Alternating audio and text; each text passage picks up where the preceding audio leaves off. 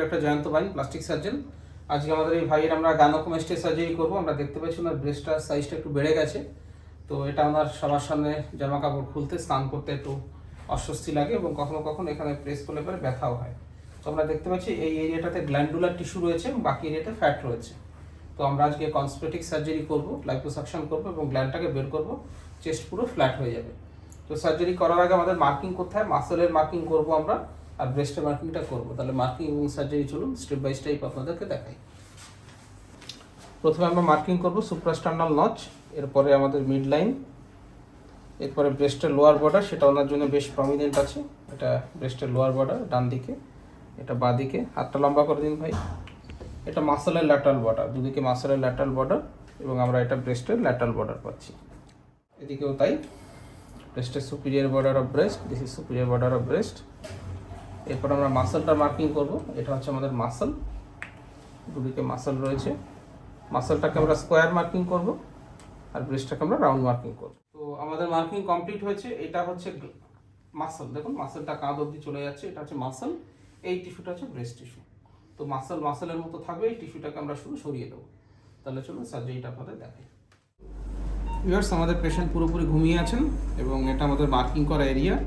আমরা প্রথমে ইনফিল্ট্রেশন করব, তারপর লাইপোসাকশন করব, তারপর গ্ল্যান্ড বের করব। এটা আমাদের ইনফিল্ট্রেশন ক্যানুলা, দেখতে পাচ্ছেন সামনে সরু সরু ফুটো আছে, এখান দিয়ে ইনফিল্ট্রেশন ফ্লুইড বেরিয়ে আসবে। এবার আমরা ইনফিল্ট্রেশন করব। এটাকে টিউমিসেন্ট ইনফিল্ট্রেশন বলে। এই টিউমিসেন্টের কাজ হচ্ছে 3 রকমের। একটা হচ্ছে ফ্যাটটাকে গলিয়ে দেওয়া, 2 নম্বর ব্লিডিংটাকে কম করা এবং 3 নম্বর অ্যানাস্থেসিয়া দেওয়া, জায়গাটাতে যাতে ব্যথা না হয়। সো ভিউয়ার্স, আমাদের কমপ্লিট হয়েছে ইনফিল্ট্রেশন। এবারে দেখুন ফ্যাটটা অনেকটাই গলে গেছে। এবার আমরা লাইপোসাকশন করব। তো এটা হচ্ছে আমাদের লাইপোসাকশন ক্যানুলা, দেখতে পাচ্ছেন এই যে বড় ফুটো আছে, এখান দিয়ে চর্বিগুলো সব সাকশন হবে, মেশিনে জমা হবে। এই যে আমরা লাইপোসাকশন শুরু করলাম।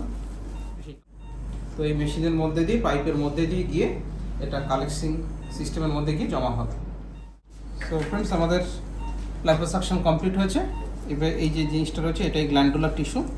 এবারে গ্ল্যান্ডটাকে আমরা বের করব।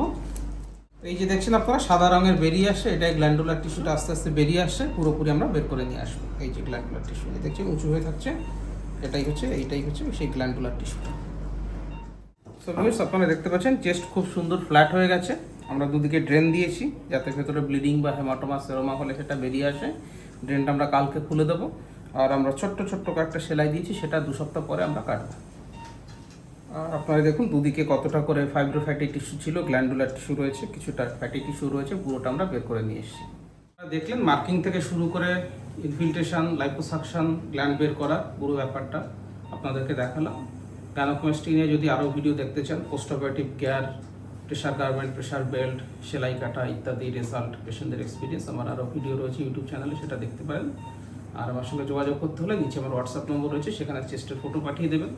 আমি দেখে কোন গ্রেডের গাইনোকোমাস্টিয়া কী করতে হবে, কত খরচ হবে, সমস্ত ডিটেলস বলে দেবো। ভিডিওটা ভালো লাগলে লাইক করবেন, শেয়ার করবেন, চ্যানেলটা সাবস্ক্রাইব করবেন। ভিডিওটা দেখার জন্য ধন্যবাদ। নমস্কার।